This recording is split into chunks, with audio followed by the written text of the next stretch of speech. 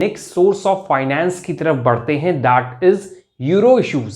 तो euro issues क्या है? देखिए, एक सिंपल सा कॉन्सेप्ट है euro issues. Suppose Indian company अगर फंड रेज करना चाहती है किसी फॉरेन लैंड से, किसी और कंट्री से, तो वो सिंपली एक इंस्ट्रूमेंट का यूज करेगी फंड रेज करने के लिए, जिसका नाम है यूरो इश्यूज। सिंपली क्या हमने आपको बताया, अगर इंडियन कंपनी फंड रेज करना चाह रही है इंडिया के बाहर से, तो इंडिया के बाहर किसी भी कंट्री से वो रेज कर सकती है। तो रेज करने के लिए एक मीडियम बनाना होगा इंडियन कंपनी को। वो मीडियम क्या बनेगा, एक इंस्ट्रूमेंट क्या बनेगा, यूरो इश्यूज। तो यूरो इश्यूज क्या है? एक सिंपल इंस्ट्रूमेंट है जो इंडियन कंपनी को बाहर की कंट्री से फंड रेज करने में हेल्प मिलती है। So this is euro issues. तो अब चलिए समझते हैं यूरो इशू क्या है और इसके अंदर कौन कौन से और इंस्ट्रूमेंट्स हैं जो हम डिटेल में समझेंगे। सबसे देखिए पहले मीनिंग हम समझते हैं। When Indian company issue debt और इक्विटी इन इंटरनेशनल मार्केट, जब इंडियन कंपनी डेट या इक्विटी को इशू करना चाह रहा है इंटरनेशनल मार्केट में, they often do so in the form of euro issue के फॉर्म में वो करते हैं। सिर्फ यूरो इशू नहीं है, ऐसे बहुत सारे और भी इंस्ट्रूमेंट्स बने हुए हैं। हमारा अभी फोकस है यूरो इशूज पे। These are financial instrument that are issued in foreign currencies outside India. अब ये जो इंस्ट्रूमेंट्स हैं यूरो इशूज, ये फॉरेन कंट्री में इशू किए जाते हैं, फॉरेन करेंसीज में इशू किए जाते हैं इंडिया के बाहर। तो this is your euro issues.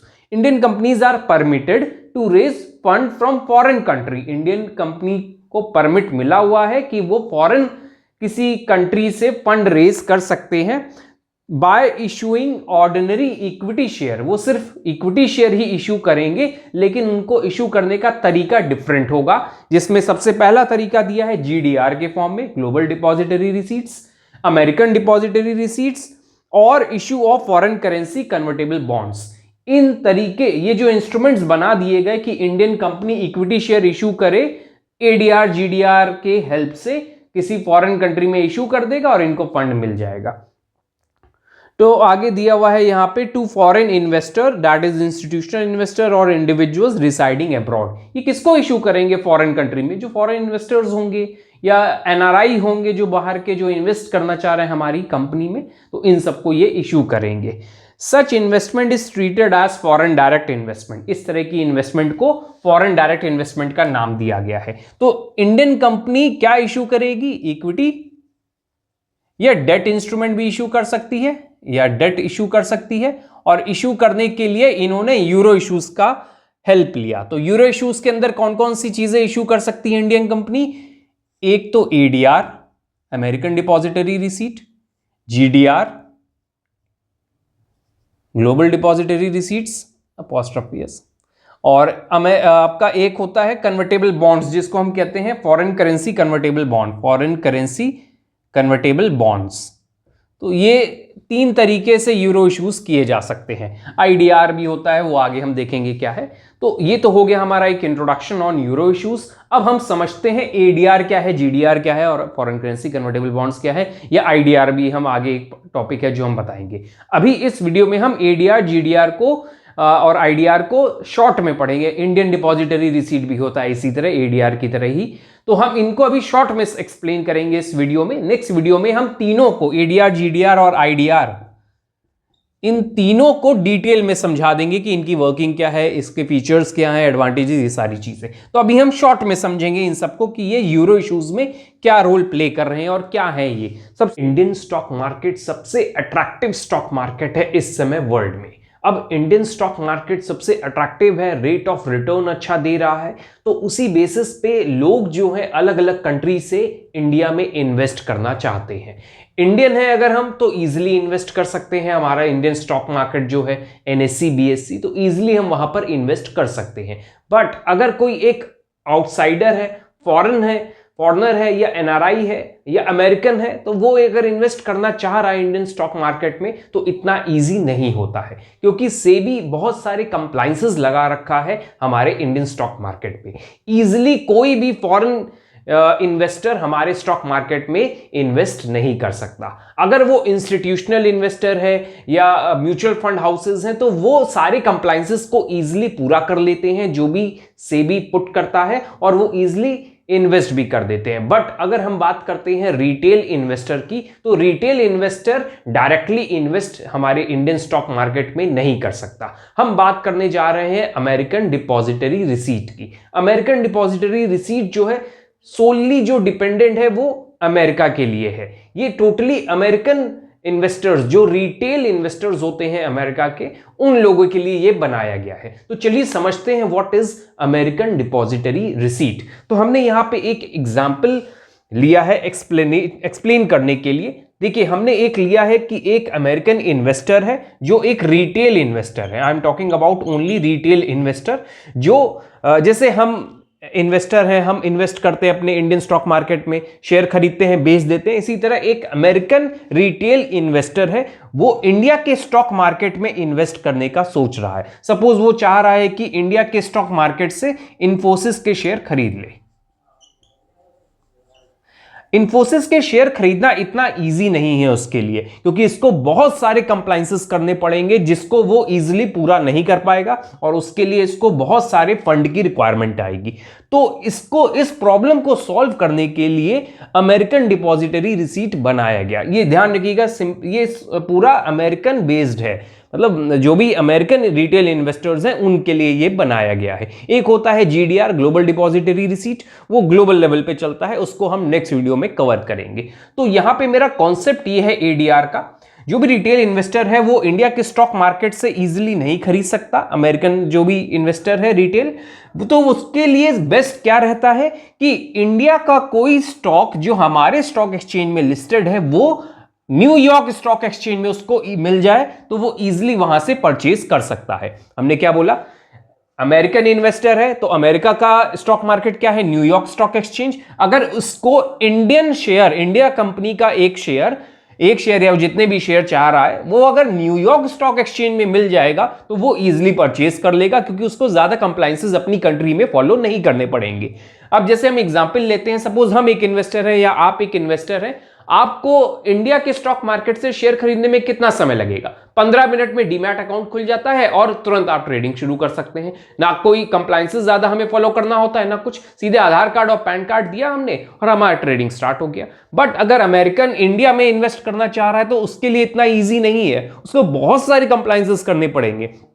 इस प्रॉब्लम को सॉल्व करने के लिए अमेरिकन डिपॉजिटरी रिसीट को बनाया गया। तो चलते हैं ये एडीआर वर्क कैसे करता है। देखिए, इंडिया के स्टॉक मार्केट में इन्फोसिस लिस्टेड है। एक डिपॉजिटरी होती है इंडिया की, एक डिपॉजिटरी बैंक होता है जो क्या करता है, इन्फोसिस के, हम सपोज लेकर चलते हैं कि उसने 100 शेयर खरीद लिए। इंडिया की डिपॉजिटरी बैंक ने, एक डिपॉजिटरी बैंक ने इंडिया के 100 इन्फोसिस के शेयर खरीदे। अब ये 100 शेयर खरीदे और उसकी वैल्यू सपोज हम मान लेते हैं 100 रुपीज का एक शेयर है। तो ओवरऑल ये कितने वैल्यू के इन्फोसिस के शेयर हैं डिपॉजिटरी के पास? इसके पास ओवरऑल 10,000 रुपीज के शेयर हैं।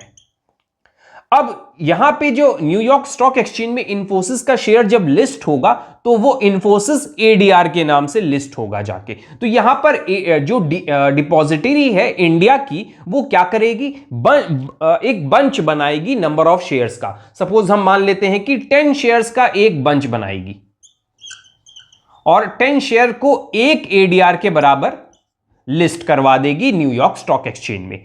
तो जो भी रिटेल इन्वेस्टर होगा वो एडीआर न्यूयॉर्क स्टॉक एक्सचेंज पे इन्फोसिस के जाके खरीद लेगा। जब वो खरीदेगा तो उसको क्या मिलेगा, इन्फोसिस एडीआर करके रिटेल इन्वेस्टर को मिल जाएगा। तो अब यहां पे ये चीज क्या हो रही है, इसको हम और डिटेल में आपको समझाते हैं। तो जो भी इंडियन डिपॉजिटरी बैंक होगा वो इन्फोसिस के शेयर यहां से इंडिया के स्टॉक एक्सचेंज से खरीदेगा और उसका बंच बनाएगा। एक एक शेयर नहीं लिस्ट करवाएगा जाके न्यूयॉर्क स्टॉक एक्सचेंज में, वो क्या करेगा, 10 शेयर का एक बंच बनाएगा और उसको एडीआर न्यूयॉर्क स्टॉक एक्सचेंज में लिस्ट करवा देगा। तो डिपॉजिटरी को क्या फायदा होगा, सपोज जो एक शेयर है वो 100 रुपए का है, तो यहां पे 10 शेयर जब लिस्ट होंगे जाके तो उसकी वैल्यू हो जाएगी 1000 रुपीज की। तो ये जब वहां लिस्ट कराएगा तो अपना कुछ प्रीमियम ले लेगा, सपोज 1100 का, और यहां पे जब एडीआर लिस्ट होगा तो उसकी वैल्यू हो जाएगी 1000 1100 हो जाएगी उसकी वैल्यू। तो ये 100 रुपीज जो है ये डीपी जो है, डिपॉजिटरी बैंक, इसका ये प्रीमियम है। अब जिस तरीके से यहां इंडिया के स्टॉक एक्सचेंज में इन्फोसिस की वैल्यू अप डाउन होगी, उसी तरह इनकी भी वैल्यू अप डाउन होगी। अब आप कहेंगे कि न्यूयॉर्क तो वहां पे जब हमारा इंडियन स्टॉक एक्सचेंज ओपन होता है तो वहां पे क्लोज हो जाता है, तो ये प्रॉब्लम जो है एवरेज बेसिस पे कैलकुलेट की जाती है। तो सपोज यहां पे इंडिया में ओपन हुआ 110 रुपीज पे और क्लोज हुआ 100 सपोज मान लेते हैं 112 रुपीज पे, तो उसका एवरेज बेसिस पे न्यूयॉर्क स्टॉक एक्सचेंज में जो अप डाउन हो रहा है स्टॉक प्राइसेस में वो शो होंगे। तो एक तरह से यहां क्या हुआ, जो भी रिटेल इन्वेस्टर है अमेरिका का, उसको इन्फोसिस के शेयर अपने स्टॉक एक्सचेंज में एडीआर, इन्फोसिस एडीआर के नाम पे इजीली मिल जाएंगे। तो ये हो गया हमारा पूरा प्रोसेस। अब कुछ और चीजें हम आपको बताते हैं। ये जो हो रहा है इसको हम कहते हैं अंडरलाइनिंग शेयर। इस प्रोसेस को अंडरलाइनिंग ऑफ शेयर्स कहा जाता है। तो यहां पे अंडरलाइनिंग ऑफ शेयर्स का क्या मतलब है, शेयर्स का बंच बनाना और स्टॉक एक्सचेंज में लिस्ट करा देना। तो ये जो बंच बने 10 shares is equal to 1 ADR, उसको अंडरलाइनिंग ऑफ शेयर कहा जाता है। इट मींस कि जो भी एक एडीआर है वो अंडरलाइनिंग शेयर्स 10 इन्फोसिस शेयर का अंडरलाइनिंग शेयर कहलाएगा। सो this is your underlining share. अब एक और इंपॉर्टेंट बात हम आपको बताते हैं, यहां पर शेयर्स इंडिया के स्टॉक एक्सचेंज से किसने खरीदे, ये डिपॉजिटरी बैंक ने इन्फोसिस के खरीद रखे हैं। तो जो भी डिविडेंड मिलेगा वो पहले इनके पास आएगा और ये डिपॉजिटरी जो है, जो भी रिटेल इन्वेस्टर यहां मार्केट से खरीदेगा उसको ये ट्रांसफर करेगा डिपॉजिटरी बैंक। जो भी राइट्स होते हैं इक्विटी शेयर के, क्योंकि ये इक्विटी शेयर है एडीआर जो है, क्योंकि अंडरलाइनिंग ऑफ इक्विटी शेयर है, तो जो भी ये खरीदेगा तो उसके जो भी राइट्स होंगे वो पहले इनके पास पूरे आएंगे, उसके बाद इधर से इस साइड जाएंगे। एडीआर में पूरे 100% राइट्स नहीं मिलते हैं, क्योंकि मोस्ट ऑफ द राइट्स जो है ये डीपी जो भी लिस्ट करवाता है एडीआर को न्यूयॉर्क एक्सचेंज स्टॉक एक्सचेंज में, उनके हैंड में रहते हैं, मतलब डीपी के हैंड में वो राइट्स रहते हैं। एडीआर के भी राइट्स होते हैं लेकिन उतने ज्यादा नहीं होते हैं व्हेन कंपेयर्ड विद डीपी। तो यहां पर जो भी एजीएम से रिलेटेड नोटिस आएगी तो वो पहले डीपी के पास आएगी। डीपी चाहे तो वो एडीआर जो भी परचेज कर रहा है रिटेल इन्वेस्टर उसको सेंड कर सकता है। तो ये तो हो गया हमारा पूरा कॉन्सेप्ट एडीआर का। एक बार हम स्मॉल रिकैप दे दें कि ये एडीआर था क्या। तो देखिए एडीआर क्या है, जो भी एक अमेरिकन रिटेल इन्वेस्टर है अगर उसको इंडिया के स्टॉक एक्सचेंज से स्टॉक परचेज करने हैं लेकिन वो परचेज नहीं कर पा रहा है बिकॉज हमारे इंडिया के सेबी के कंप्लायंसेस बहुत ज्यादा हैं, उसको वो फॉलो भी नहीं कर पाएगा और उसको ह्यूज इन्वेस्टमेंट भी चाहिएगा, तो उसके लिए एडीआर बनाया गया। एडीआर में वो सिंपली अपने स्टॉक एक्सचेंज से जो भी इंडियन कंपनी का एडीआर लिस्ट होगा न्यूयॉर्क स्टॉक एक्सचेंज में वो वहां से परचेज कर सकता है और बेनिफिट उठा सकता है कैपिटल गेन का। So this is a whole concept on ADR. American depository receipt के पूरे एक्सप्लेनेशन के बाद अब हम स्टार्ट करते हैं ग्लोबल डिपॉजिटरी रिसीट्स। देखिए ग्लोबल डिपॉजिटरी रिसीट एक ऐसा सोर्स है फंड रेज करने का जहां पर कोई इंडियन कंपनी या कोई भी कंपनी किसी भी कंट्री की अगर फंड रेज करना चाह रही है apart from there domestic stock market, अगर अपने डोमेस्टिक मार्केट से निकलकर वो इंटरनेशनल लेवल पे फंड अगर रेज करना चाह रही है इन the form of equity shares, तो वो ग्लोबल डिपॉजिटरी रिसीट की हेल्प से कर सकती है। तो चलिए समझते हैं कि ग्लोबल डिपॉजिटरी रिसीट्स वर्क कैसे करता है। तो ग्लोबल डिपॉजिटरी रिसीट्स में ओवरऑल 3 पार्टीज इन्वॉल्व होती हैं। एक पहली पार्टी जिस कंट्री में जो कंट्री का जो भी कंपनी है वो जो इशू करने जा रही है ग्लोबल डिपॉजिटरी रिसीट, उस कंट्री का एक कस्टोडियन बैंक होगा। जैसे हम एग्जांपल लिया है लार्सन एंड टोब्रो, एक इंडिया की कंपनी है, ये एनएससी और बीएसई में लिस्टेड है और ये अपना जीडीआर इशू करना चाहती है। तो इट मींस कि एलएनटी जो है हमारे स्टॉक एक्सचेंज में, इंडिया के स्टॉक एक्सचेंज में लिस्टेड है और ये इशू करना चाह रही है जीडीआर। हम जहां पर वो इशू कर रही है उस कंट्री का नाम और स्टॉक एक्सचेंज है लग्जमबर्ग स्टॉक एक्सचेंज। वो अपने इंडिया के स्टॉक एक्सचेंज में तो लिस्टेड है ही, साथ ही साथ ग्लोबल लेवल पे भी वो फंड रेज करने का सोच रही है। तो हमने एक एग्जांपल लिया जो फॉरेन स्टॉक एक्सचेंज है जहां पे वो लिस्ट होना चाहता है, और एक मैंने लिया पार्टी जो डोमेस्टिक कस्टोडियन बैंक बनेगा, मतलब एल&टी के शेयर्स को अपने पास कस्टडी में रखेगा। एक होता है ओवरसीज बैंक जो हेल्प करता है लिस्ट होने में। तो चलिए 3 पार्टीज हमें समझ में आ गई कौन कौन यहां पे इन्वॉल्व होगा और ये वर्क कैसे करता है उसको समझते हैं। देखिए आईसीआईसीआई बैंक इंडिया का मैंने लिया है जो एक डोमेस्टिक कस्टोडियन बैंक बनेगा। ये बैंक क्या करेगा, एल&टी के शेयर्स जो होंगे इक्विटी शेयर्स इसको परचेज करेगा। एल&टी के इक्विटी शेयर्स परचेज करेगा। ये हम एक करंट एग्जांपल बता रहे हैं क्योंकि एल&टी का जीडीआर भी है जो स्टॉक मार्केट में लिस्टेड है लग्जमबर्ग के स्टॉक एक्सचेंज में। तो एल&टी ने क्या, एल&टी के जो स्टॉक थे, जो भी इक्विटी शेयर थे, उसको इंडिया के आईसीआईसीआई बैंक ने लिस्ट परचेज किया और अपनी कस्टडी में रख लिया। तो ये जो जितने भी शेयर्स परचेज करेगा इक्विटी शेयर आईसीआईसीआई बैंक जो है एल&टी के परचेज करेगा वो अपनी कस्टडी में रखेगा। कस्टडी में रखने के बाद एक ओवरसीज बैंक को इन्फॉर्म करेगा that I have purchase these shares. इन्होंने इन्फॉर्म कर दिया ओवरसीज बैंक को कि हमने इतने शेयर्स एल&टी के परचेज कर लिए हैं और अपनी कस्टडी में रखे हुए हैं। जैसे ये इनको इन्फॉर्म करेगा, बैंक ऑफ इंग्लैंड जो है सर्टिफिकेट, जीडीआर के सर्टिफिकेट इशू करना शुरू कर देगा। जैसे ही वो इशू होंगे और लोग इन्वेस्टर्स जो हैं जब उसको वो परचेज करेंगे, परचेज करने के बाद आईपीओ की तरह ही वो जब अपना एक प्रोस्पेक्टस इशू करेंगे, लोग इन्वेस्ट करेंगे उसमें पैसा, इन्वेस्ट करने के बाद वो स्टॉक जो है स्टॉक फॉरेन स्टॉक एक्सचेंज में जाके लिस्ट हो जाएगा।